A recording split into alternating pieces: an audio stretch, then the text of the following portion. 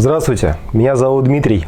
Я тот самый третий, который поехал с Дмитрием Клоковым и Владиславом Ригертом в увлекательную поездку по России. Сейчас наступили январские праздники, я поздравляю вас с Новым годом. И хочется немного от себя рассказать, что это было для меня и почему на это я решился, что я увидел и что меня очень сильно впечатлило. Для начала хочется сказать, что в эту поездку можно было поехать только по одной причине, точнее по двум. Первое – это абсолютное доверие организатору данного процесса. И второе – это полная безбашенность. И по той, и по другой причине я поехал, честно. Сложностей было очень много, только прошла первая волна, были определенные процессы, которые мешали. В первую очередь, конечно, финансовые. Второй большой сложностью являлось то, что я на 100 дней пробега молодую жену с недавно родившимся ребенком оставил ее родителей в Самаре. И мне с ними удалось увидеться всего дважды, когда мы ехали в сторону Сибири и когда мы уже возвращались обратно. Я вам признаюсь, я должен был для вас подготовить культурную программу, рассказывать про природные красоты, про памятники архитектуры, о городах. Короче, отвечал за культурную программу, но не срослось. Зато это нам компенсировали люди, которые нас встречали. Мы посетили очень много необычных мест. Удалось побывать в Псковском Кремле, который вы уже видели, покататься на лодке по каналам Питера, увидеть красоты Карелии, ужаснуться дороги Архангельск-Сыктывкар. Из всех этих вами уже увиденных событий больше всего, конечно, меня впечатлил Псковский Кремль. Далее вы увидите много различных красот, которые нам удалось поснимать и показать вам. Особенно хочется отметить, это Байкал. Байкал – это необычное место. Я научился бурханить. Дважды искупался в Байкале с двух сторон. Благодаря тем людям, которые нас встречали, я узнал, что Байкал очень неоднозначен, необычен. Это море. Несмотря на то, что в географии признают, что это озеро, по мне все-таки это море. Я согласен с теми людьми, которые с нами общались. А в большей степени меня впечатлили люди, которые занимаются своим любимым делом, несмотря ни на что, несмотря на все трудности, которые у них есть в жизни. А вам я желаю приятного просмотра, всех благ и успехов в новом году.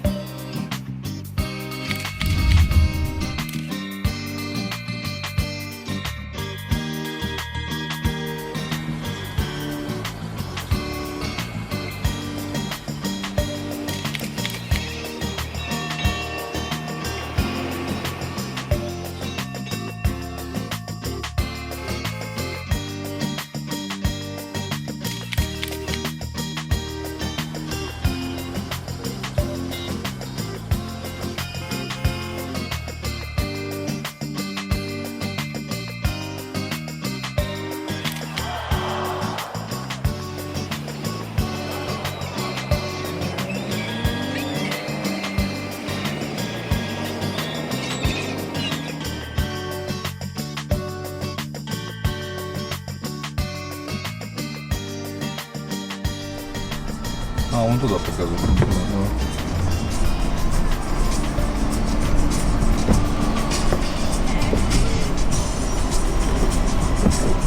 С телевидения встречают. Это местные блогеры такие. Ясно. Даже не знал, что вязал такой. Ну вот видите. Теперь будете знать. Так, Да, и пойдем. недалеко от вас. Вот. Прошу, Дмитрий. Босс тоже крепкий. Так я тоже мастер. До сих пор крепкий. Здравствуйте. Здравствуйте.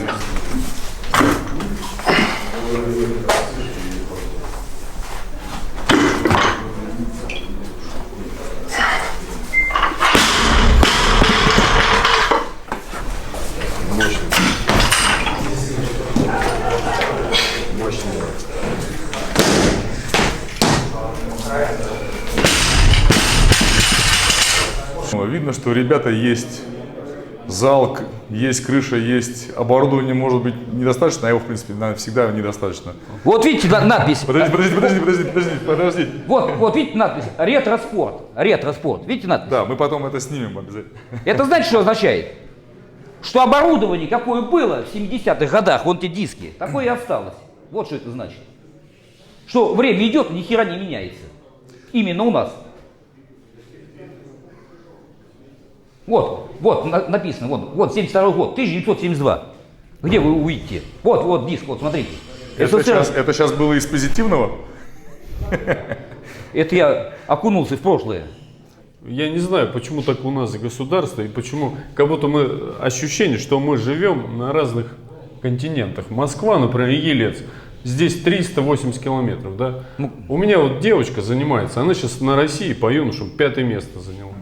То есть вошла в состав сборной России по юношам. До этого она у нас самбо нет в спортшколе, и мы ее отдавали за Москву, на Москве выступать. Она выигрывает в Москву и попадает на спартакиаду учащихся. Маша приезжает с Москвы, 13 наименований одежды, экипировка, сбор, проживание, питание. Ездила в Армавир на спартакиаду. И у меня сразу вопрос, чем наши дети отличаются от тех детей? Ее не спонсоры экипировали, а Москомспорт. Сзади везде написано. Экипировка вот красно-белая, Боска. Я не говорю, что власть плохая. Я не говорю это. Но быть к нам поближе было бы неплохо. И не приходить раз там, в год или по таким событиям, как, например, сегодня. А вот прийти в зал, сесть на скамеечку и посмотреть, что делает тренер, что делают пацаны, есть ли они вообще, или их вообще нет. А тренер только говорит: дай мне, дай мне. Посмотрели, поглядели результаты какие, стоит ли выделять деньги или нет. Вот я сторонник такого подхода. Поближе нужно власти к нам быть. Мы готовим людей для жизни, чтобы там кто-то в полицию пошел, кто в армию, кто учиться там в высшее учебное заведение. Готовим их для жизни, в конце концов. И я больше могу сказать, что кто здесь тренируется, вот у него там, они потом-то это будут вспоминать и рассказывать своим детям. Да, оно так и происходит. Что именно вот так вот было. Потому что дальше мало с ними кто будет так заниматься. И останутся ли они вообще в спорте? Единицы остаются. Кто-то тренером, кто-то спортивным функционером.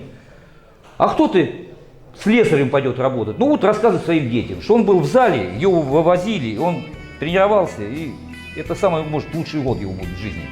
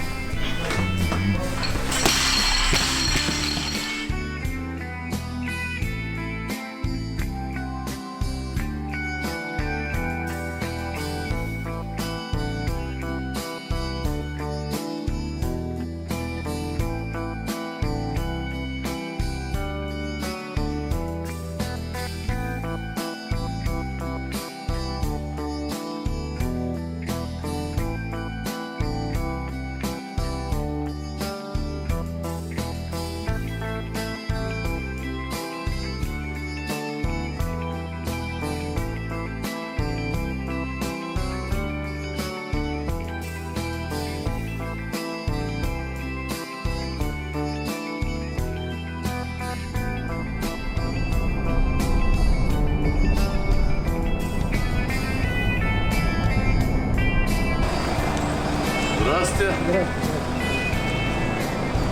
Ну что, показывать? Пойдемте.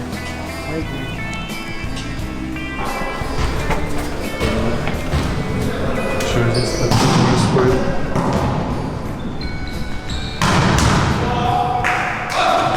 Вот в этом зале выступал 2 раза. Один раз в 99 году, когда проходило здесь первенство России среди юношей до 16 лет, отбирался на первенство Европы. там был забавный случай. В те времена было очень популярно выступление некоторых спортсменов с паспортами не своего года рождения. Вот. И в том году как раз таки был человек, который выступал со мной, и вот примерно годика на 3 постарше, чем я. И его, видимо, предупредили о том, что если он покажет всю свою силу, скажем мягко, да, то мы начнем как бы немножечко в этом разбираться.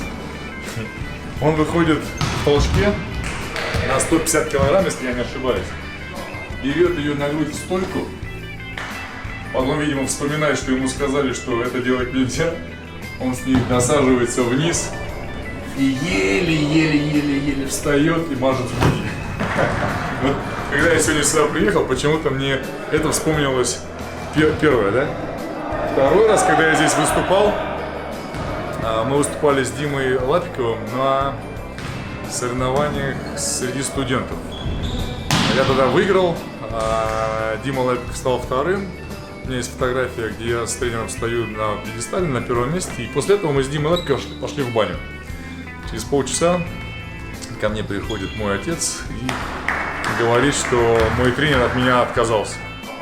Там дальше уже некоторые знают эту историю, некоторые не знают, неважно. Просто место навеяло такие интересные моменты, просто хотел этим поделиться. Зал тяжелой атлетики. Проходите, заходите. Здравствуйте.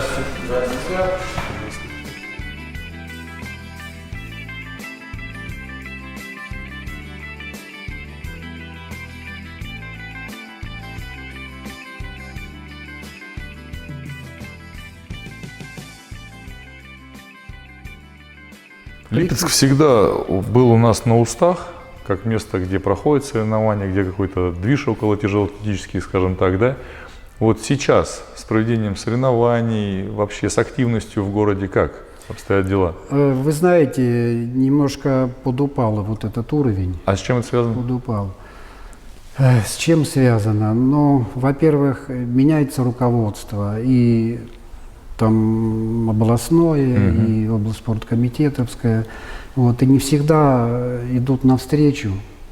Вот, ведь сами знаете, чтобы провести соревнования всероссийские, вот, надо, чтобы было задействовано руководство. Потому что, ну, сами знаете, в одни руки провести соревнования без помощи невозможно. Невозможно, да. Вот. Это вот сейчас мы едем в Грозный, мы знаем, что там чемпионат будет на уровне, потому что там Кадыров. Да. Ну, тут всем ясно. Вот. Ездили мы, значит, в Саранском, мы знаем, там был губернатор, да, который в Казань то же самое. То есть вы про городских руководителей, не про федерацию областную, да? Областная федерация, что такое у нас областная федерация? Общественная организация, да? Общественная. Вот. У нас ни ставок, ни денег. Все, что касаемо вот, федерации проведения областных городских соревнований, выявление там команды на первенство ЦФО или там первенство России, чемпионат России, это все делается. Протоколы, отчетность, все это ведется. Вот. А чуть выше, дальше, нужны какие-то вложения, что-то, чего-то. С этим у нас туго. Знаете, делали мы отчет, пошел в облспортуправление. Значит, дайте мне, ну у них же собирается все вот это. Вот, дайте мне, что у вас с количеством занимающихся по тяжелой атлетике. Значит, мне дали цифру 2700, что-то там 50 человек. Я говорю, как это может быть, если у нас всего штатных 10 тренеров? Я говорю, посчитайте, это по 300 человек у каждого тренера, это нереально.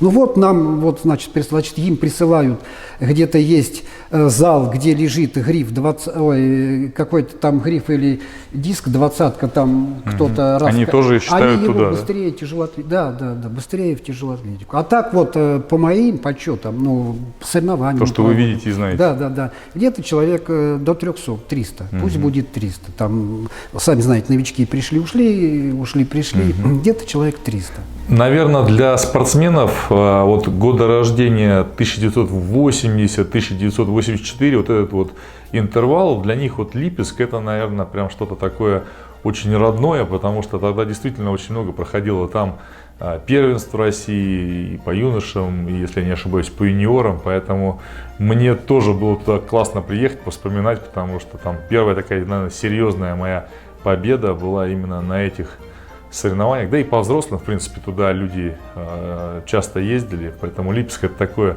тяжелоатлетическое место, и приятно, что этот дворец спорта сохранился, что зал сохранился.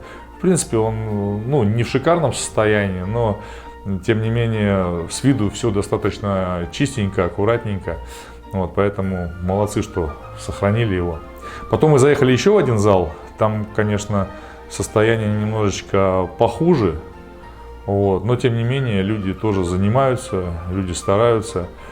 Вот. Такой тоже атмосферный зал, такая качалка, наверное, больше, нежели тяжелоатлетический зал. Если возвращаться к разговору про автопробег, то я помню, что вот к этому моменту я уже полностью сфокусировался на съемке интервью и подготовке к интервью.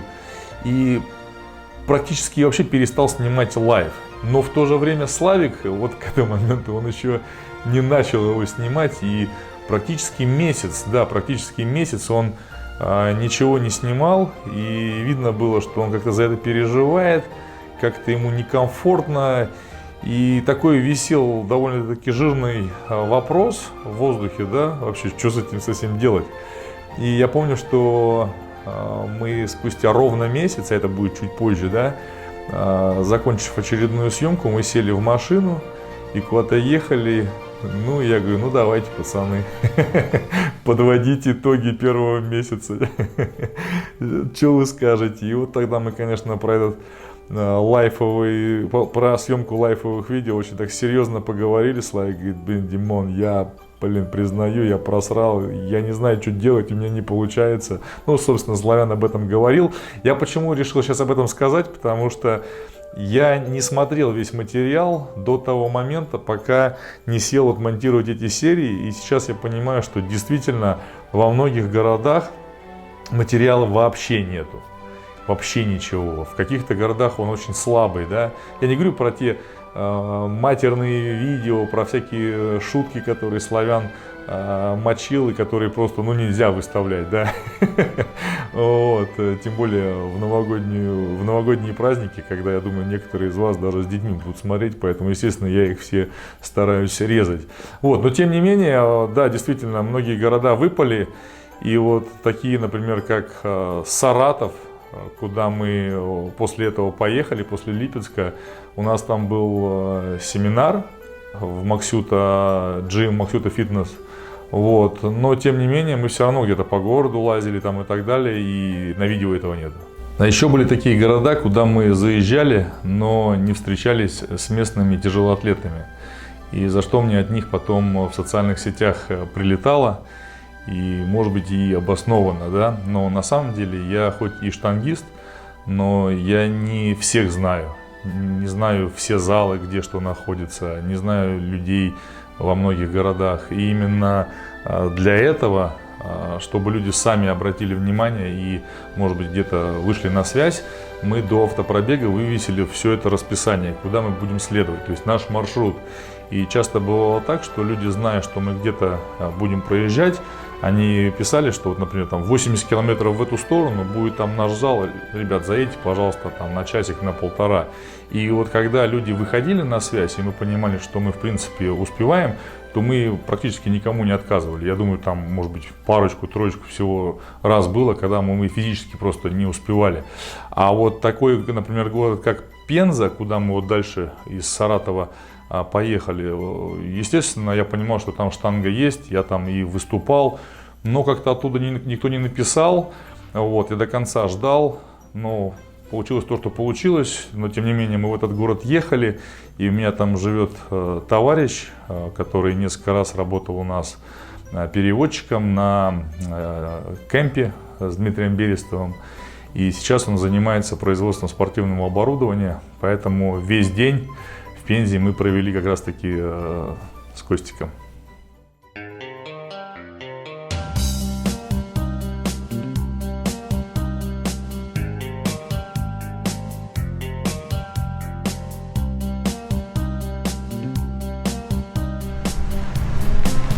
Вот мы и до Пензы добрались.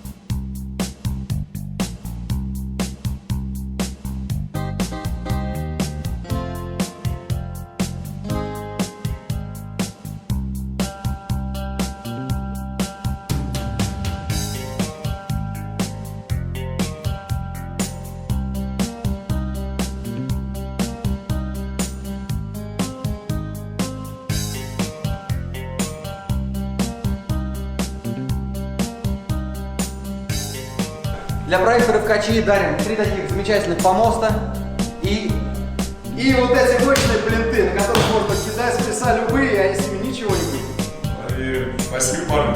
Вам спасибо, ребята. Просто шикарные. Блин, рыбкачи. Блинтики. А блинтики-то здесь посерьезнее, блин. Смотрите, какие. Толщина. Сколько здесь? 30. Троечок? Нет, здесь 40, стенка 30, ребра Нормально. жесткости 20. Спасибо. Тот сертификат, который висит у тебя на стене, какого он года? 16-го? наверное, не помню. Когда ты к нам приезжал на базу, на тренинг-кэмп, у тебя мысли касаемо вот подобного бизнеса уже были? Какие-то хотя бы идеи? Или ты занимался абсолютно другими вещами? У меня были, безусловно, мысли насчет бизнеса по производству спортивного оборудования, в частности, помостов. Туда к тебе я ехал без каких-либо четких там планов действий, еще что-то. Просто следовал такому внутреннему зову, голосу. Просто надо ехать. Крутая тусовка, крутые ребята. Тема та же, что, в принципе, и ты собираешься делать. Так вот я внутри с собой общался. Да, поехал, потому что просто звала душа, просто мне было там по кайфу. Компания наша началась с идеи создания кроссфит-зала, а потом мы сразу же коснулись помостов. И когда я начал шерстить рынок по поводу помостов, я увидел Элейка. Почитал, понял, что они себя позиционируют, что у них сцепление со штангеткой такое же, как на соревновательном помосте, на тренировочных помостах. И задался идеей, что нужно сделать, узнал цену этих, на тот момент, если я не ошибаюсь, 225 что ли, тысяч сейчас выучили. Это тренировочный? Один тренировочный помост, 2,5 на 3 метра. Я на него посмотрел, и, если честно, не совсем понял, откуда там, да, столько денег, потому что, я не понял. И мне показалось, что мы сможем сделать этот помост в 2 раза дешевле, и на этом еще зарабатывать как нормальная, честная производственная организация. И мы это сделали. Ушел год на то, чтобы найти ту же самую в точности фанеру. Ее один завод в мире делает эту фанеру, которая делает для Элейка. Ты видел этот помост, абсолютная копия Элейка, в 2 раза дешевле, и мы на этом зарабатываем как, не жалуемся, можно так сказать. То есть ты сказал 260? 225 они мне озвучивали, но мы можем его реализовывать за 120. За 120. И вы на этом уже зарабатываете? И мы на этом зарабатываем. То есть все остальное ушло чисто на бренд? Я не знаю, куда все остальное ушло, если честно сказать. Может быть, у них там в Швеции зарплаты другие, плюс там сюда привезти, туда. Но это не стоит столько денег. То есть нам говорили, что многие производства, предприятия накручивают 300-400% на свои товары. И в принципе я это вижу на некоторых позициях товаров, да, которые я смогу проанализировать и понять, что имеет такую стоимость, что не имеет. И да, действительно это так. Мы такой позиции не придерживаемся, такие накрутки, они как бы, Наверное, большая часть людей объединяется между собой, основываясь на каких-то взглядах на жизнь, на каких-то идеях, целях, задачах. И в моем случае это 100% так. В моем окружении все люди очень идейные. И вот Костик, он один из таких людей. Он мне помогает уже, наверное, лет 5. И вот 2 соревновательных помоста, все наши разминочные помосты для тяжелой атлетики.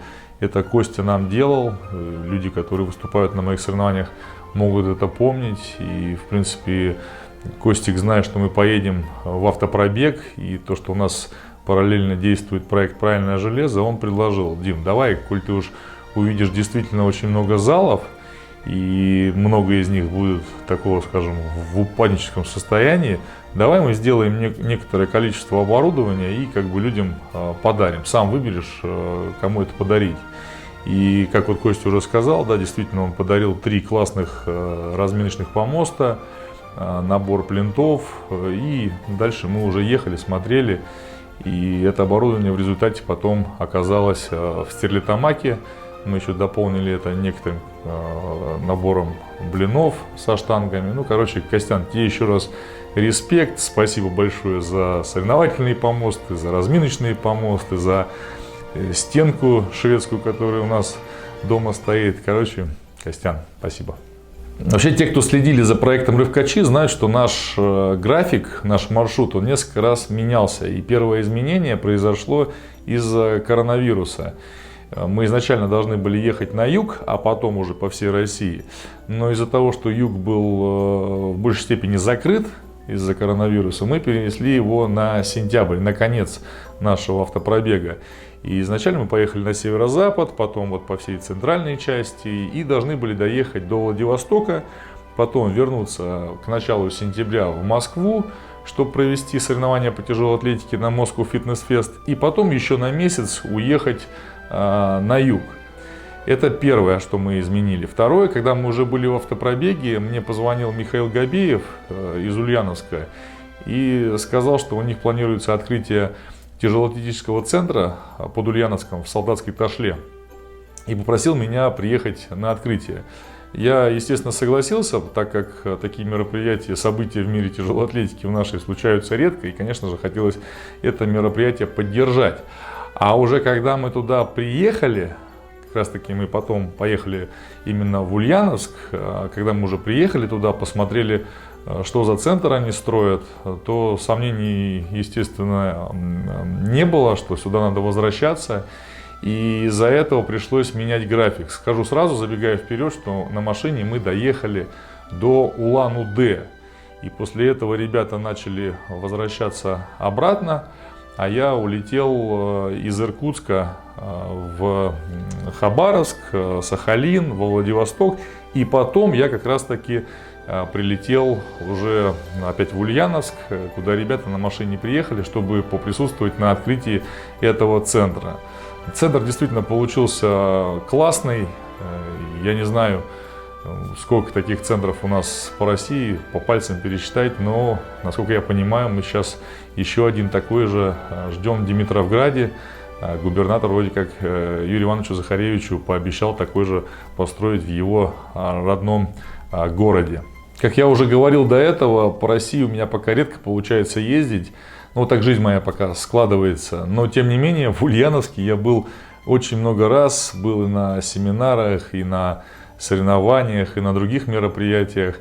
И вот даже сейчас на открытии центра губернатор подарил мне диплом, где говорится, что я являюсь послом детского спорта на 2021 год. Ну, короче, вот Ульяновск в моей жизни есть. Туда же в Ульяновск приезжал Антон, наш товарищ хороший из Чебоксар, для того, чтобы нас там встретить и вместе уже доехать до Чебоксар. И вот Чебоксары планировались у нас быть очень насыщенными и в плане работы, и в плане отдыха, как, собственно, оно и получилось. Весь следующий день мы активно снимали, там действительно касаемо тяжелой атлетики есть что поснимать. Есть и достаточное количество залов, и интервью довольно-таки интересные получились с президентом Федерации Чувашии. Те, кто смотрели мои фильмы, там и «Шоу Must Go On», и «Рывкачи, где штанги жить хорошо», могли послушать этого человека. Вот. Мне нравится, как они развиваются, молодцы. Ну и, конечно же, мы там смогли потренироваться. Вот. Приехали в зал Green Go, где давно с ребятами тоже, с хозяевами общаюсь. И вот там я провел после травмы бедра, то, что в Крутске произошло, свою первую тренировку. Вот это спустя несколько дней. Ну, так еще все очень сильно тянуло, даже тягу румынскую делал одной спиной, прям все такое натяжение, все так больно. поэтому в большей степени фокусировался так нажимчик и так далее. Но тем не менее, тренировку мы провели, поприкалывались, всей командой такой, всей компанией хорошо так паханули. И затем поехали мы погуляли по городу, посмотрели достопримечательности, покушали. И затем поехали в баню, в очередную. И знаете, если, наверное, топ-3 всех бань, которые мы посетили за время автопробега, то вот первая, наверное, это в Новосибирске. Это то, куда нас свозил Иван Карелин, это сын Сан Саныча Карелина. Там, конечно, топовый топ. А вот эта баня, она вот точно в этой тройке призеров на 2-м или на 3-м месте. Надо просто немножечко подумать. Но баня была шикарная, шашлычки, славиковская гармошка, ну и так далее и тому подобное. Поэтому было шикарно. Антоха, спасибо от души.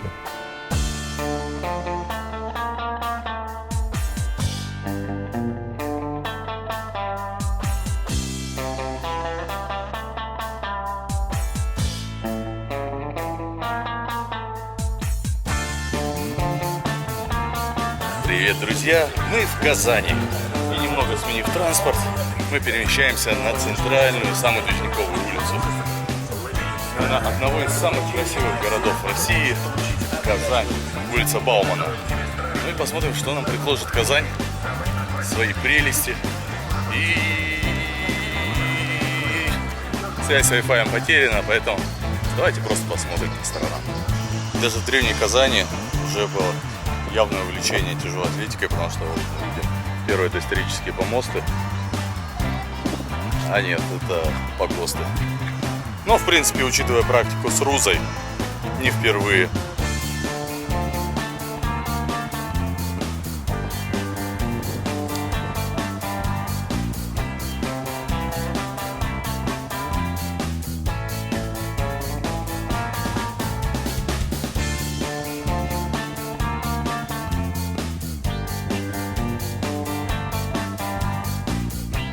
Так, ничего особого. Тоже на раздевалке.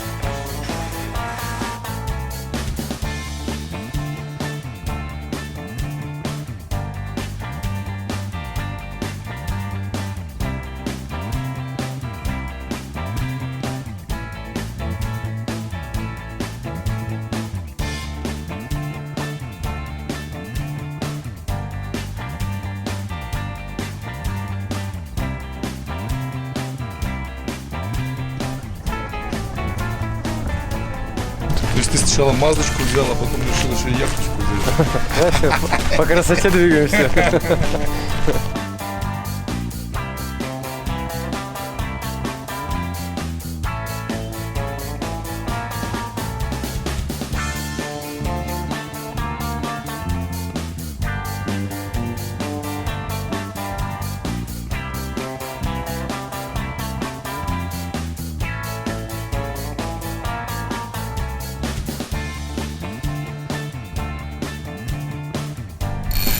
Давай, Димон, давай.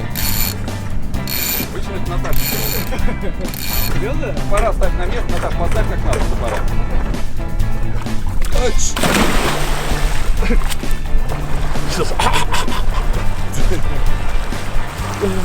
Пацаны, ты тоже задерживаться там не стал-то.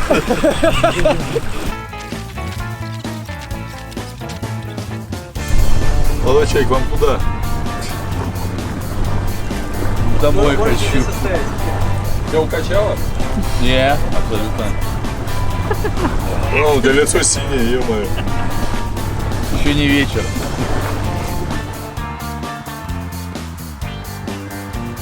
Давай еще пока не доел. Давай, так, гримеры. Площадка.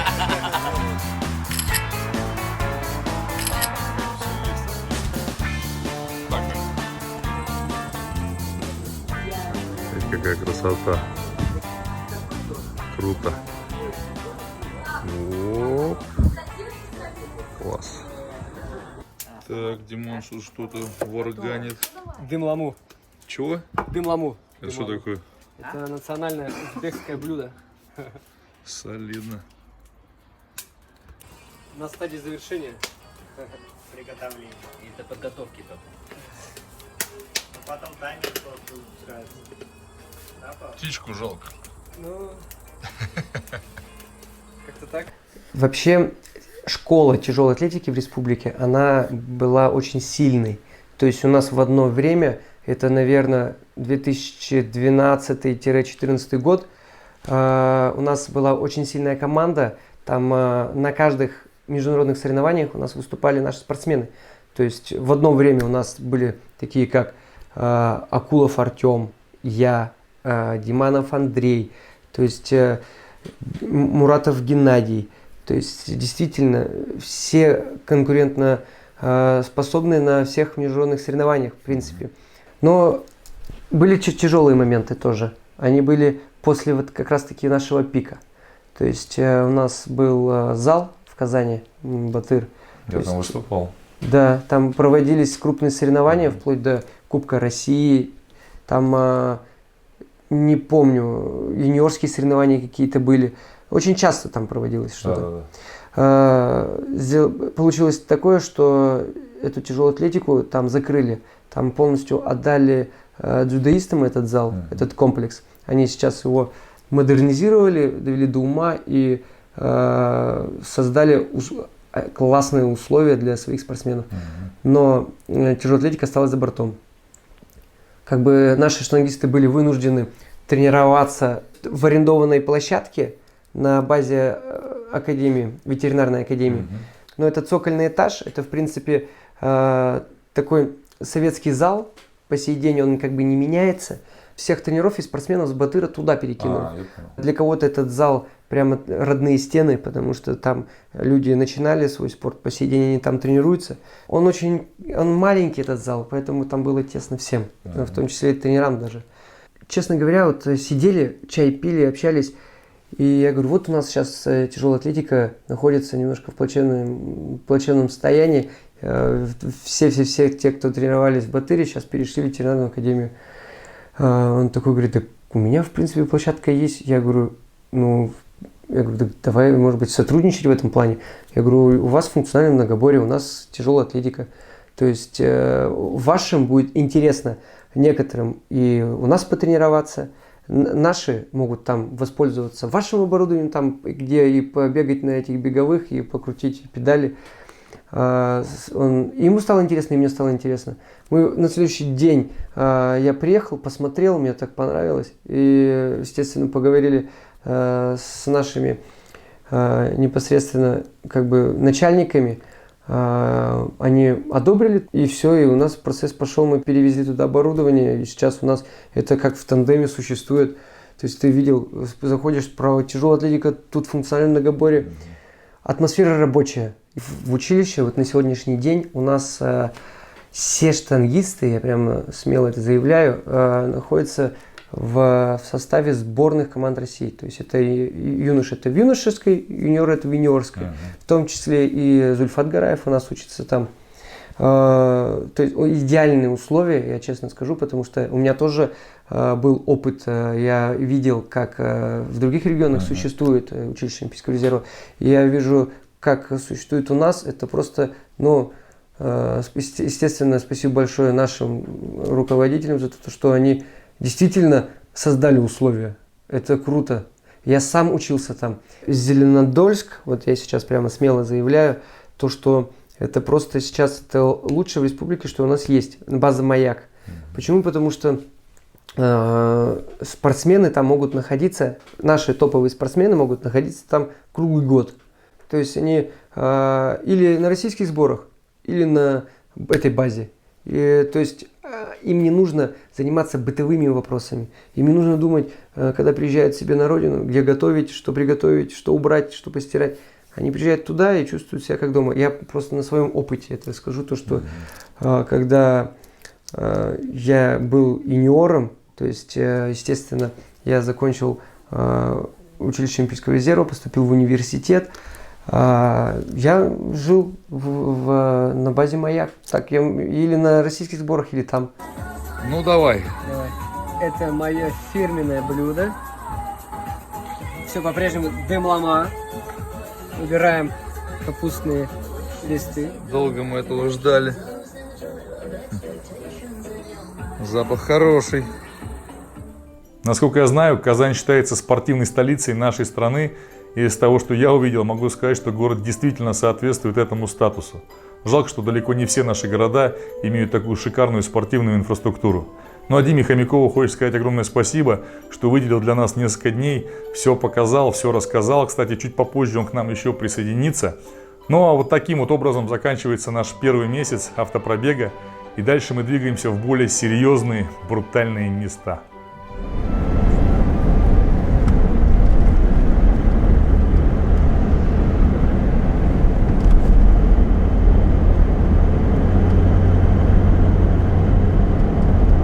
Когда я сюда пришел уже тренироваться, Захаревич уже тренировался год. Он пришел в 11 лет. То есть вы плюс-минус одинаково начали? Ну, он на год раньше еще начал. Ну, плюс-минус. Хотя он и на год младше. Ага. Но он со старшим братом пришел сюда.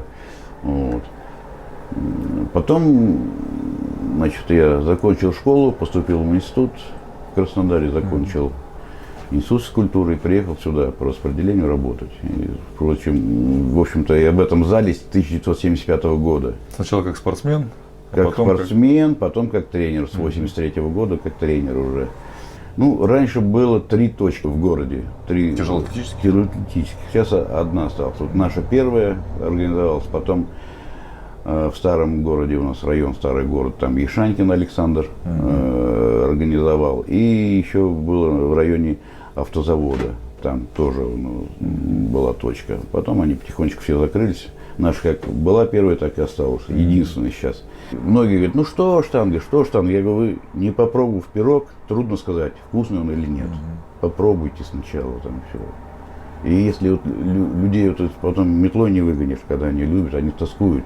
Когда началась эта пандемия, дети меня звонками, когда мы где, только снег сошел, мы уже вышли на улицу, разрешили. И мы под навесом тренировались, там на автостоянке под навесом мы тренировались, там хотя бы от снега, от дождя прятались. Легкая атлетика королева, я говорю, тяжелая атлетика королева, потому что ни один вид спорта без штанги не обходит, все ко мне приходят. Пловцы, футболисты, баскетболисты, легкая атлетика тут постоянно у меня, прыгуны особенно. Ну где королева? Вот она здесь королева. Все, поэтому к штанге с уважением относятся в городе. Вот. Но тяжелое финансовое положение, и все. Вот единственное, что у меня вот штанги с прошлого века, там даже есть клеймо стоит, там дата выпуска. Вот когда вот новенькие покупали, помню, я еще пацаном. Какой год? 80-й год прошлого века. Ну штанги столько не должны жить. Там. Вот. Ну, они до того износили, что они лысые стали, блестящие, я их отдавал. Находил связи, отдавал на завод, мне их насечку делали. Там. Да. Вторая жизнь. Да, ну классные штанги были, все. Да, качество они вечные практически. Да. Не должны быть вечные, но они вечные. Ну да, диски, конечно, там, да, убитые. Ну, приходится диски латать. Вот. Я потом покажу, где у меня. Технология своя уже, латание. Да, вот резинки мы, Как это, насквозь прошито, что ли? Да, они просверлили-то. Вы сверливали? Ой, сейчас разбилось сюда. То есть вы просверлили насквозь? Да, и ниткой там раз. Ну как это, спортняк шел. Он получит. Спасению копающих, дело рук самих и копающих. Ну а что, что делать? Обалдеть. Резинки тоже, они расслоились. Тоже прошил еще. Я смотрю, это технология отработанная здесь, да, в этом плане? Да. Были бы руки. Это соревновательно, да? Да. Науменков Виктор Павлович.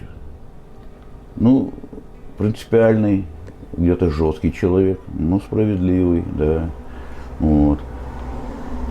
Очень воспринимал близко к сердцу все эти вот, бывает неудачи, бывает горести, обиды, очень близко воспринимал к сердцу. Может быть, поэтому рано ушел из жизни в 2002 году. Вот. Но очень переживал, когда вот спортсмены раз тренировались, вот точка открылась у нас поближе к дому, они туда перешли, он очень это переживал. Почему так? Ну, придите, скажите. Я тоже так говорю. Некоторые там заканчивают тренировки и пропадают все. Ну, позвони, приди, если... Скажи, я все, ну, ради бога. Устал. Ну, устал, там, ну, другое что-то нашел. А ты думаешь, что-то неправильно, может, сделал, там, может, как-то. Они просто потом допытались, мы, говорит, боялись сказать, ну, что там ругаться будет, ну, что ругаться-то. Музыкальный человек был, пел, хорошо пел, играл на гитаре, на баяне, аккордеон, пианино, все это, да. Потом в последнее время, когда он здесь жил, даже давал концерты. Вот он выступал, у него сольные концерты, там оперные вещи такие пел и пел. Жило 12 разбойников, жил атаман Будьяр, много разбойники пролили крови честных христиан, много богатства награбили, жили в дремучем лесу, ночью Будьяр из-под Киева выкрал девицу красу. Это диск, рекордный диск.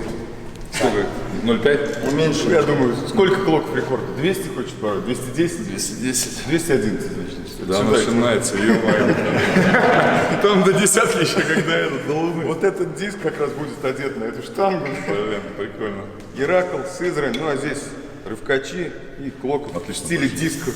Наши ребята старались, да, точили. Спасибо. А кто из вас такой профессионал-то? Где он? Алексей, покажись.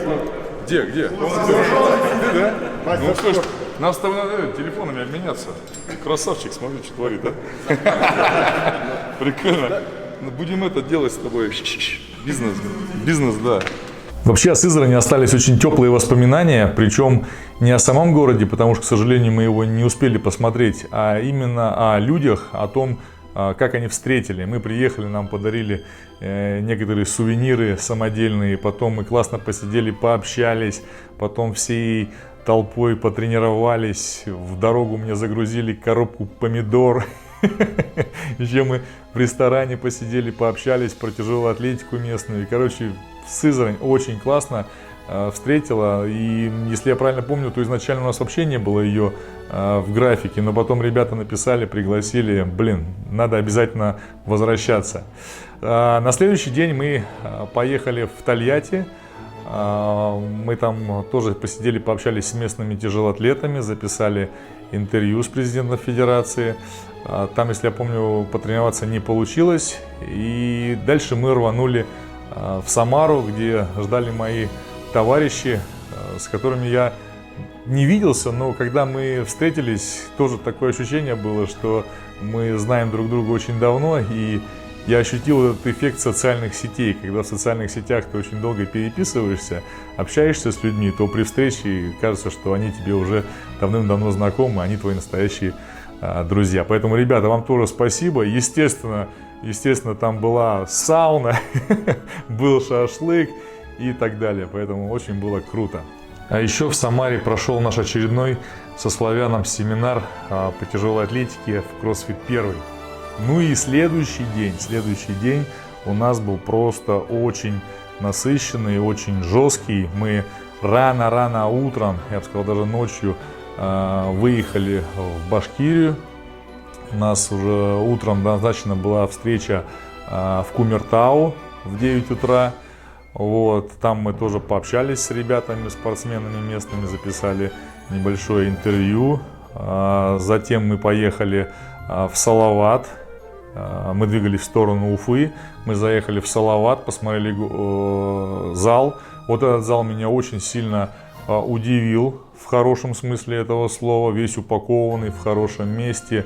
Ну, повезло, ребятам просто повезло. Хотя вот в общем, в Башкирии, конечно, ситуация с тяжелой атлетикой меня очень расстраивает, потому что я выступал за Башкирию, и до меня, и во время меня в Башкирии тяжелая атлетика очень сильно гремела. Вот, она была в авторитете, к ней относились с уважением. Или мне так казалось, но тем не менее, я вот заехав в Башкирию и посмотрев, как я сказал уже, Кумертау, Салават, а затем мы ехали в Стерлитамак, второй по величине город Башкирии, увидели вот эту вот разруху в зале, да, и причем в зале не простом, а в зале, где тренировалось огромное количество девчонок, тяжелоатлеток, вот это первые плеяды вообще женской тяжелой атлетики именно из того города. И то, в каком состоянии этот зал, конечно, находится, вот это меня очень сильно разочаровало. Я чуть ранее сказал, что именно сюда мы отправили и помост, и стойки, и блины, поэтому немножечко получилось совместными усилиями этому залу помочь, но он меня, конечно, очень сильно так расстроил. Вот, и уже темнело, мы приближались к Уфе и решили заехать еще в один зальчик, в селе Раевка. Это название я слышал очень часто, очень много, выступая за Башкирию, общаясь со своим тренером, с Яруллиным Айдаром Флюровичем. И мне было очень интересно туда заехать. Мы заехали, пообщались с молодыми ребятами, записали классное интервью про реальную сельскую, про реальную деревенскую тяжелую атлетику. Как я говорю, что те, кто смотрели шоу Must Go On и где штанги жить хорошо, могли видеть тренера этого зала. Короче, классный, тяжелый был день, но очень классный. И уже ночью мы добрались до Уфы, где на следующий день у меня должна была быть встреча с моим тренером. Что, вот и 35-й день подходит к концу. За сегодня мы уже сменили 4-й город, или 3-й город и 2 поселка, ну как-то так.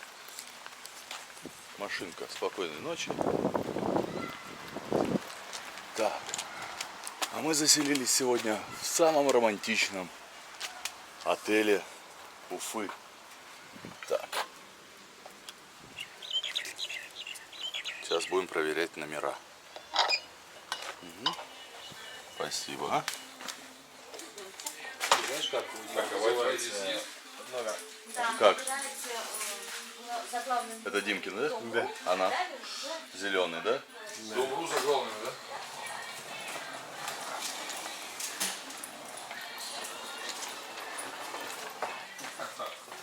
Да. Хорошо. Вот это уровень.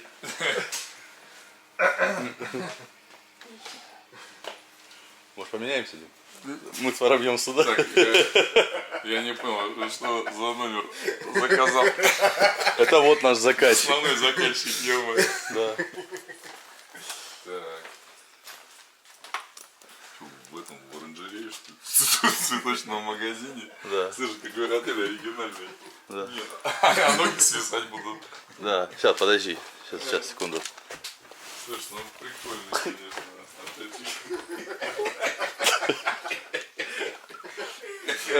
Сегодня будем расширять познание в фауне. Удачи вам, в 9:00 встречаемся.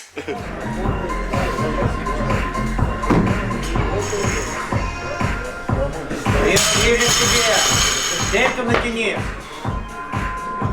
Вся в разгон.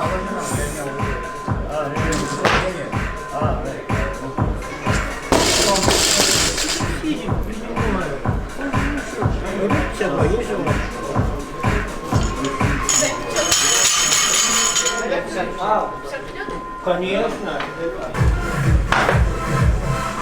Грудочку вставила.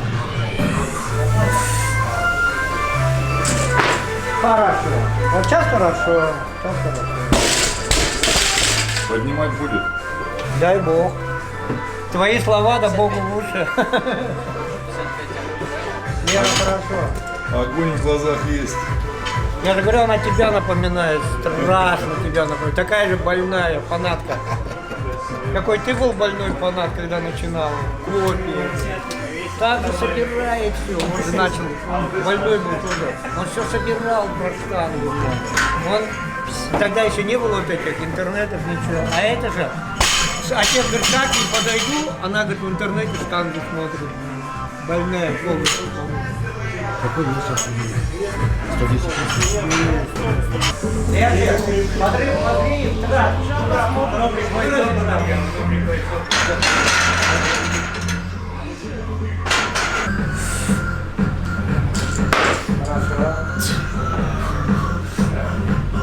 Спинку держите другой.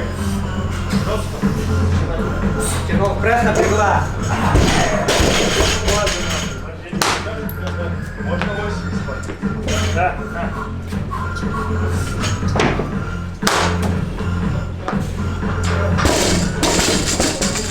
Еще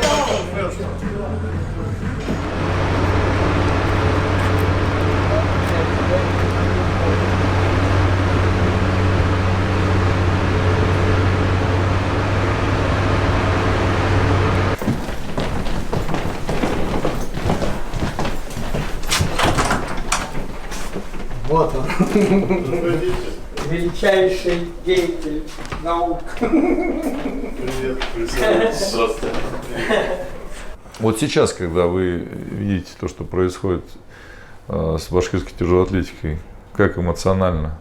Не хочется как-то вот, ну не может она так вот пропасть-то, провалиться, потому что действительно спад большой произошел за эти, там, я не знаю, несколько лет.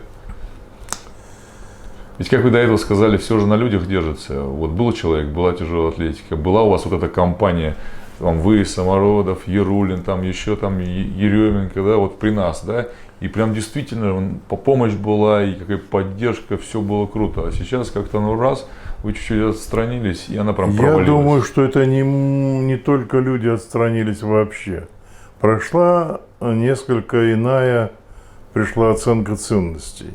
И у руководства, и у возможностей в стране, и возможностей в республике. Совокупность факторов. Все это совокупность факторов. Сначала мы что начали делать? Мы сначала вот спортсменов начали готовить 2, а то и 3 региона, да? Там он получает деньги, здесь он получает квартиру, там он получает зарплату. И в итоге там он учится и так далее. Здесь же опять. Все вместе мы начали все это дело делать совместно. Потом этих людей становилось все меньше.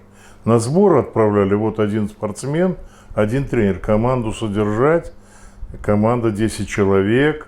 Это сборы, постоянные сборы должны быть и так далее.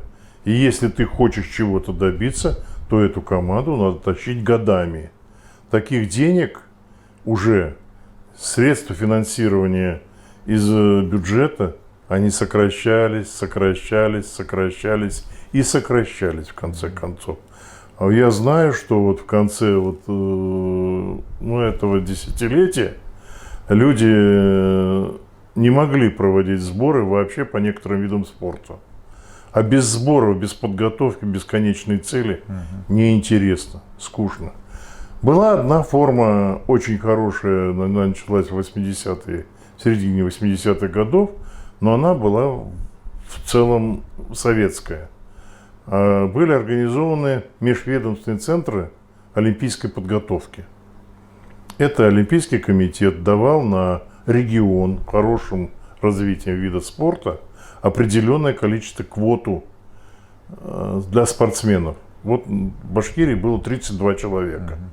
Вот эти 32 человека я имел право тогда, будучи старшим тренером МЦОПа, включать на сборы 320 дней в году. Был постоянно действующий сбор. Было медико-биологическое обеспечение, то есть витамины, все вот эти вот питания, белковое питание. Это длилось около 6 лет.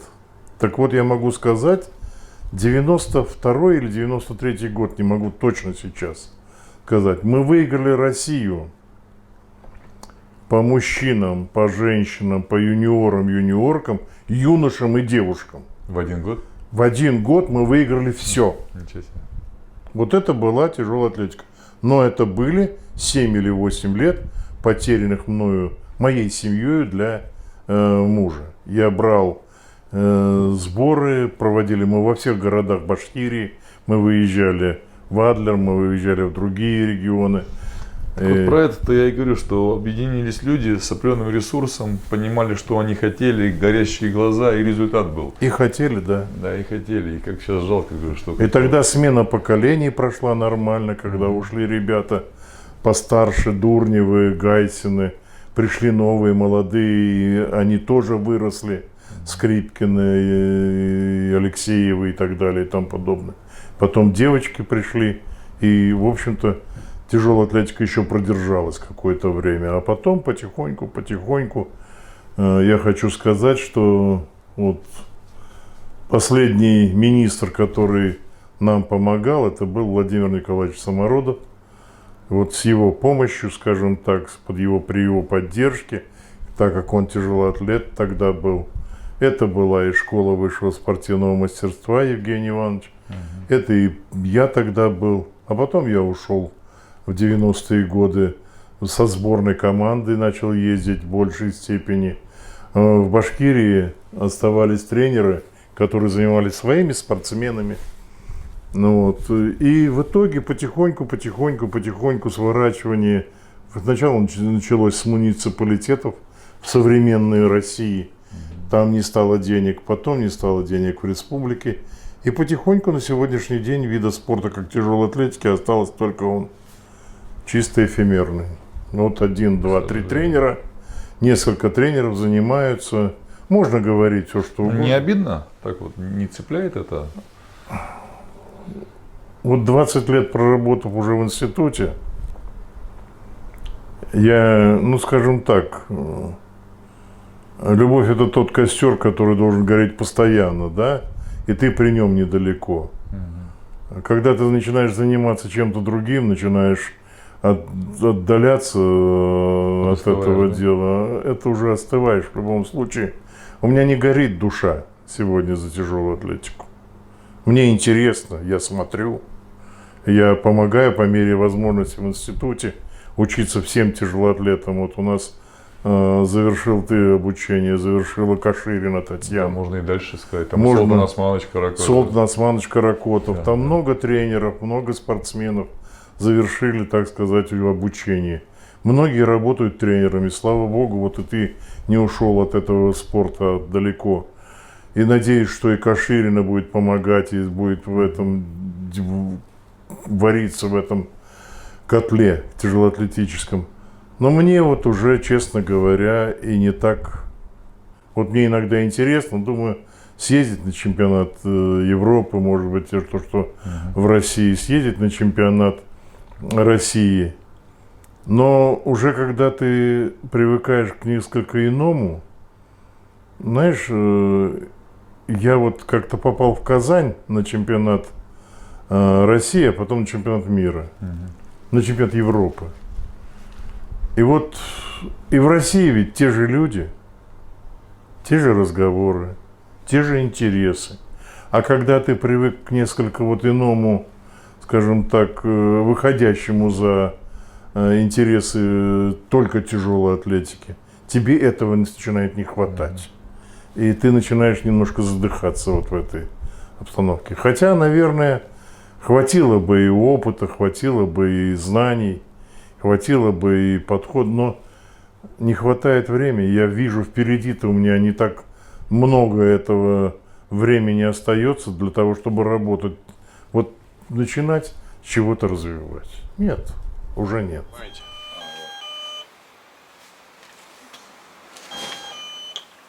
Денис, это Клоков? Да, спасибо.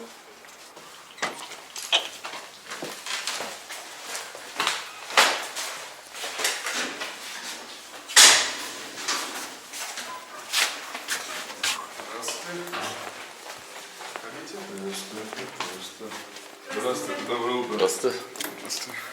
Ну, это вот фигура, тут пока жара-то была, он весь поплыл, вот пришлось, да, он, ну, каркас вылез вот так, пришлось вот на скорую попробовать восстановить его. Вот. А получается, борцовка уже потом долепливается. Ну, понятно, да. Да. Декорация. Да, это потому что сейчас надо общие формы как уточнить, как это идет, получается, сама форма, мышцы, и уже на них накладывается, получается, борцовка, там одежда вылепливается, то есть такого плана. Вот такой вот. Да. Я их это приобрел, чтобы посмотреть, как они это, сама форма, как они сидят это именно на человеке.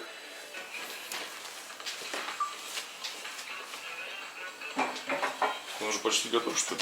Он почти готов, получается. Его только осталось отформовать. Оборот сгладил. Как, например, здесь волосы сделал такие, как резные, чтобы это... То есть он это больше... И сам вот эта форма, она как под этот идет. Под мрамор, либо гранит. То есть его вот... Когда мы снимали Казань, то я понимал, что вот так в идеале должны выглядеть все крупные города. Они должны быть такими огоньками, яркими маяками для всех талантливых, трудолюбивых ребят, для настоящих самородков. И если мы говорим про Татарстан, то такой вот меккой крутых ребят, настоящих самородков, является Бугульма. Оттуда действительно вышло очень много известных спортсменов, мастеров спорта международного класса и заслуженных мастеров спорта. Я уже не говорю про мастеров. И зал действительно хороший. Хорошая получилась встреча, там было очень много детей и очень много было тренеров. Еще мы заехали в небольшой зальчик в поселке или в деревеньке Карабаш, где человек своими силами этот зальчик построил, где тоже ребята могут заниматься. И еще мы заехали в Альметьевск. Это такой, если я понимаю, город нефтяников. Кстати, нас завезли к одной из вышек, где качается нефть. Для меня было интересно просто послушать и посмотреть вообще, как весь этот процесс происходит. Да? Вот, нам показали, рассказали, очень было интересно. В Альметьевске тоже хороший зальчик, в хорошем месте. Такой настоящий рабочий тяжелоатлетический зал. И на следующий день нас ждала поездка на родину олимпийского чемпиона Николая Алексеевича Колесникова. Вот это было очень интересно.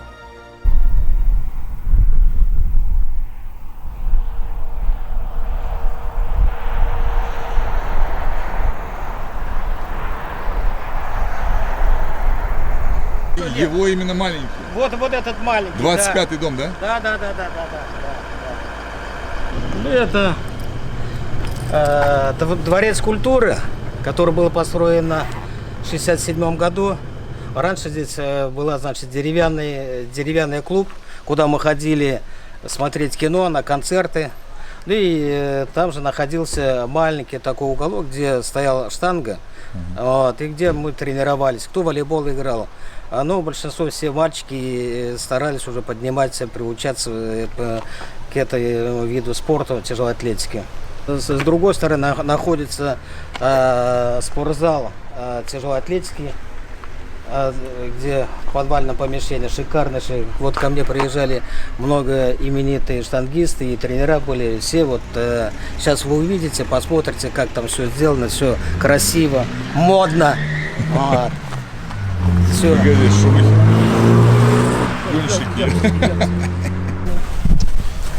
Аккуратнее, здесь это все заминировано. Все заминировано. Ну вы как-то так умудряетесь, так это, ногами, мимо мин. Ну я же деревенский.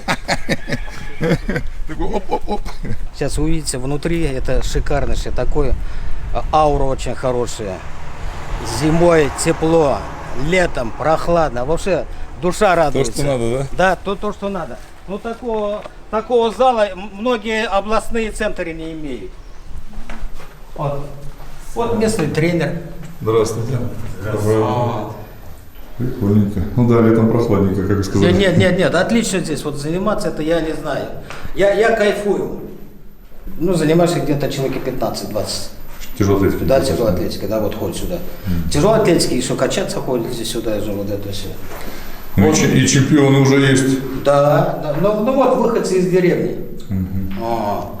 Вот эти двое. Вот эти молодые еще. 14 лет, 15 лет. Вот, тяжелая атлетика здесь началась в самом деревне где-то 50-е годы. 50-е, да? Мы сами себе организовывали соревнования. Вот самое главное, я не знаю, вот я беру, вот так, себе вспоминаю, откуда что это все взялось. Мы сами собирали, значит, призы. Из призов было или сметана, или молоко, там, или яйца вот живые, да. Вот это и все. И организовывали. А штангой с Николаем Алексеевичем в каком возрасте начали заниматься? Ну, заниматься мы начали, наверное, где-то 64-65 год уже. Вот. Это вам по сколько лет было? Но и так как я 54-й, 10 лет было. 10 лет. Вот, который здесь сзади меня стоит, штанга. Вот, в убыток, значит, этот нефтяникам мы будем говорить уже, как и она есть, воровали задвижки. Сейчас уже можно. Да, сейчас можно. Воровали эти задвижки, в каждом дворе у нас было. И все, и начали тихонечко заниматься вот этим видом. Тренер тогда был уже здесь? Ну, тренер здесь не был такого. Вот, кто что знал, вот таким и так и поднимали. Ну, можно сказать, что вы поднимали именно вот эту железяку с целью больше как накачаться, Да, стать сильным. да, набрать силу. Я к чему это говорю? Потому что когда мы сейчас вот думаем, почему дети не идут в тяжелую атлетику, мы же сразу в голове держим рывок и толчок. Да, а вот если про вас, например, говорить, вы же тоже пришли с целью просто накачаться. Нет, мы тогда, Дима, не думали, что тогда мы будем поднимать, мы просто вот качали и поднимали. Неважно, как поднимать, там, техника, не техника, кто больше поднимет. Просто стать сильнее. Да, стать сильнее, да. Вот. И во-первых, деревенские мальчики и девочки, они с утра, и начинается вот лето, значит, надо в огороде копать. Сажать надо, окучивать надо, выкапывать надо. Это каждодневный это труд. А зимой это каждодневный это кидаешь снега, да. Вот снега кидаешь. Коля в 71 году, в январе, по-моему, уехал уже, как в 70-м году он выигрывает первенство Советского Союза среди юношей до 18 лет. Тогда еще в то время разыгрывался не только рывок-толчок жим, но еще бег на 60 метров, 100 метров. Да. Вот несколько видов спорта, прыжки в длину там. Вот он выиграл, заметили его, но было к нему предложение несколько республик или из городов, из тренеров. Вот он выбрал, Рудольф Владимирович Пулькеллер уехал туда. Спасибо большое, что приехали на такую родину. Это не каждая деревня может хвастаться, имея таких спортсменов. 100%. Вот это, извините, из этой деревни вышел олимпийский чемпион, заслуженный тренер, мастера спорта международного класса, там мастера спорта Советского Союза, России. Это не каждая деревня может. Следующим пунктом нашего назначения был Ижевск. Об этом городе я слышал очень много раз, но никогда там не был. И когда мы приехали, нас уже ждала большая группа людей, была встреча организована. И первый вопрос, который сходу мне задали, это вопрос, а правда, что вы будете баллотироваться в президенты Федерации тяжелой атлетики России? Для меня это был очень неожиданный вопрос, потому что до этого я нигде это не заявлял, хотя, готовясь к автопробегу, я подсознательно это держал в голове и хотел принять решение окончательное уже в момент автопробега. Мы об этом чуть позже поговорим, я обязательно все расскажу, но это был очень такой неожиданный вопрос. Вот, вообще встреча получилась очень веселая. Люди действительно вовлечены в тяжелую атлетику, знают все о тяжелой атлетике, поэтому было интересно. Также мы посмотрели зал, мне понравилось расположение зала. И бросилось в глаза, что там такое нормальное количество хороших грифов и леек. Вот, поэтому зальчик классный у них. Еще, знаете, в каждой области есть, наверное, такие люди, столпы, очень значимые для индустрии люди. И вот такой человек у нас был, к сожалению, он недавно ушел из жизни.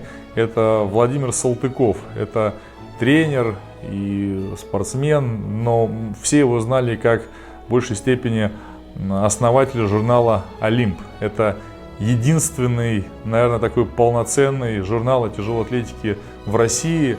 Он издавался очень много лет, на протяжении 30 лет, и там были внутри постеры, и была обложка, и было очень много интересной информации, и все спортсмены мечтали оказаться как минимум внутри этого журнала, а как максимум или на постере, или на обложке. И вот сейчас я понимаю, что очень жалко, что у меня не получилось с Владимиром Салтыковым записать интервью, потому что он занимался очень интересным делом, и мне было бы что у него спросить. Но у меня получилось записать интервью с его супругой, и это было очень интересно. Если сейчас оценивать вот всю его деятельность за многие года, как вы думаете, чем он больше всего гордился? Ну, своим детищем. Журнал. Журнал? Конечно. Первый журнал вышел, вот, кстати, 31 июля. Ой, 31 июля. Какого же года? 90-го года. 90-го? Или 90, плюс-минус. или 91-го. Ну, плюс-минус, 90 Или 91-го. Он как бы говорил, что информационный голод у спортсменов. В то время сколько людей вообще работало над каждым выпуском журнала? Над первым выпуском и там до третьего выпуска очень много было задействовано. Он всем платил гонорары, он привлекал дизайнеров. Ну, тогда еще не на компьютере, этих наборщики были такие ручные наборщики. В общем, вся типография была у него задействована, все прямо это, ну, и помогали, и, ну, платил он везде. А потом как-то вот со временем он все это объединил в себе и в своей семье. Вот мы наборы делали ему уже, когда компьютер. Серьезно? То есть полностью от и до вы делали? Конечно. Все дети делали. В 91 году купили компьютер первый, вот этот огромный. И все делали дети, всех этих набирали и протоколы, и международные протоколы. Ну, помните ведь, как там в последних-то уже номерах протоколы не печатали, потому Это же практически 30 лет. Да, да. Практически В общем, 30 лет. и у нас только оставался дизайнер, компьютерный дизайн, который вот все это верстал. Если он был не задействован в поездках, он очень быстро делал. В течение 2 месяцев, если вот такие были нормальные соревнования, все, он за 2 месяца журнал делал. Ну, так очень с интересом всегда работал над ним. Все статьи мне прочитывал, чтоб я на слух ловила там какие-то тавтологии, где-то убрать, где-то чего. Цензура такая. Да, цензура такая была. У меня даже это, около его компьютера был диван, я ложилась и слушала. Он мне с компьютера читал. Ну так, это нам всем все было интересно. Не сказать, что мы просто как-то тупо вот делали, над каждой статьей работали. При подготовке каждого журнала, при подготовке интервью, вот какая философия была? Поднять полностью все проблемы, всю желтуху, которая есть, или все-таки показать тяжелоатлетов или людей в тяжелой атлетике с хорошей стороны? Вот мне кажется, он старался с хорошей стороны. Ну, где-то сглаживал, конечно. Я почему спрашиваю? Потому что мне это очень близко, вот то, что он делал в печатном виде, а я, по сути, сейчас делаю то же самое в видео. Но сама идея именно того, что все-таки Я видела ваши. И так много всякого у нас такого. Я видела ваши работы. Да, не хочется это все вот поднимать, потому что будут и читать, и смотреть, и слушать еще и сторонние люди. И не хочется тяжелую атлетику показывать с каких-то плохих сторон. У всех есть свои трудности. Конечно, и трудности есть, и какие-то отрицательные моменты обязательно в жизни каждого человека есть. Нет безгрешных-то. А так, конечно, он хотел всех показать с хорошей стороны. Очень любил интервью вот именно делать. Ну и сами его читали, видели. Он прямо вдохновенно к этому относился. В общем, работал он над ним легко и непринужденно. Ну, в последнее время он вплотную занимался этой книгой. Вот он сидел до утра за компьютером и все говорил: мне бы успеть. Я думаю, что он хочет успеть-то, ну, к его юбилею или чего. А ну, человек, видимо, чувствовал. Все, что у него было в компьютере по этой книге, ну, конечно, он, наверное, хотел послесловие сам написать, а тут написал Сидорок. Этот ветеран, вы его знаете тоже, с Нижнего Новгорода. Ну, вот все, что мы смогли за этот год сделать, с сыном сделали. Почему именно Василий Иванович? Вот именно вот основное действующее лицо в его книге. Как сказать, у него кумиров-то не было, но он очень уважал этого человека, очень уважал. Всегда мечтал с ним познакомиться, вот познакомился. Он ему обещал при жизни. Он говорил: напиши про меня. Он сам, Василий Иванович, говорил: напиши про меня книгу. Он говорит: да про вас уже вроде и написаны книги. Он шутник же был такой и все говорил: а то, что написано, это все дермантин. И вроде ты из нашего цеха, ты знаешь тему. и напиши так, как ты видишь. Что думаете дальше с журналом? Это все был последний выпуск? Я не думаю. Думаю, что я все-таки его передала в федерацию, это я его прикрыла, передала. Но как они справятся там, не знаю. У них такого интереса нет. Знаете, монтируя сейчас это видео, я задумался о том, а когда я последний раз покупал вообще какой-либо журнал в бумажном виде, да, в печатном, и понял, что это было очень давно. И задумавшись о том, а нужен ли вообще журнал «Олимп», я понимаю, что с одной стороны он должен быть, так как 30 лет он существовал, и просто так вот взять и закрыть его, это неправильно.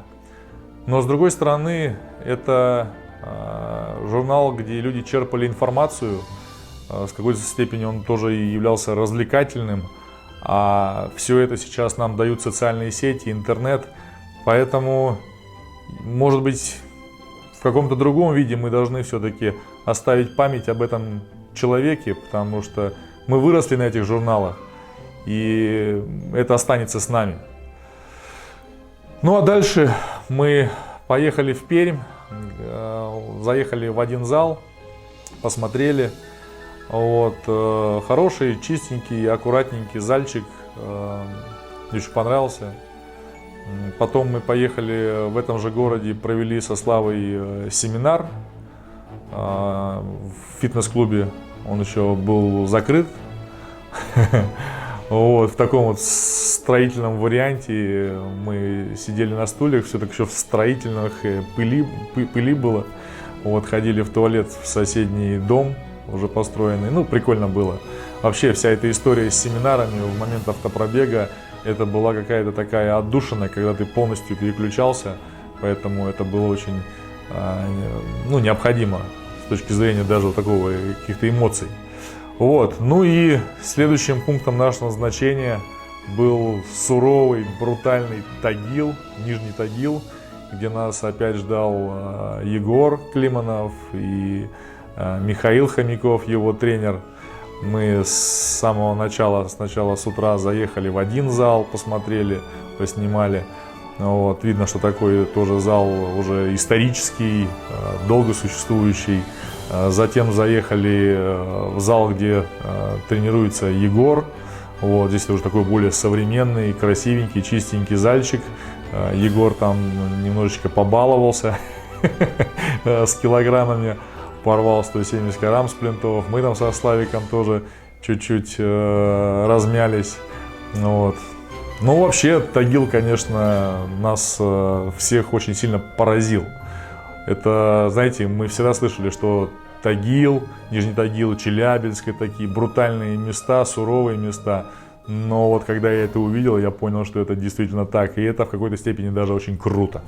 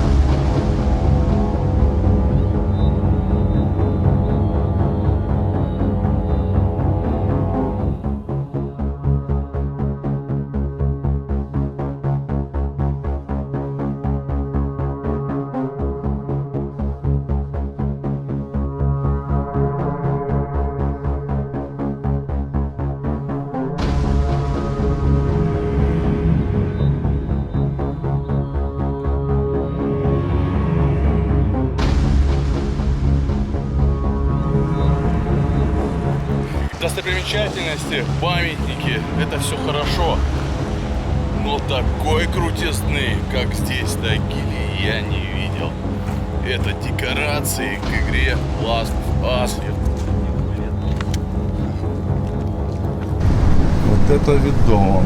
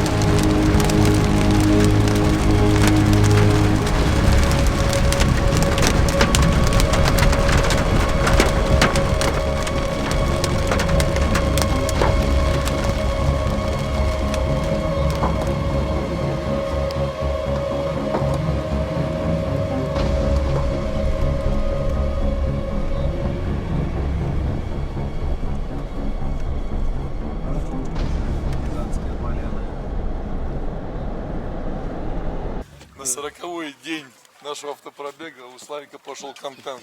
Ну, знаете, градом по башке попало, немножко чуть оживил. Это, кстати, твой лучший контент на сегодняшний момент. Ну, да. Если ты нажал на кнопочку, я очень надеюсь, что ты нажал на кнопочку. А потом люди такие, блядь, а что ж там было? Почему нету записи? Сходи на свадьбу, посмотри, как там что-нибудь. Невесты, там, женихи. Там. Чем-то поживиться можно, да? Фу. Мы про тяжелую атлетику, там есть штангисты или нет.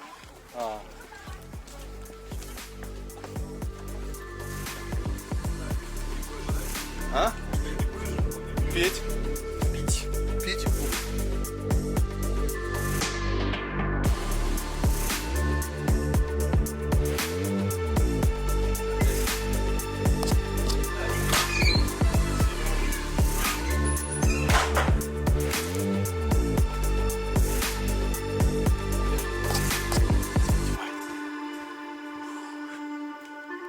Те прекрасные моменты.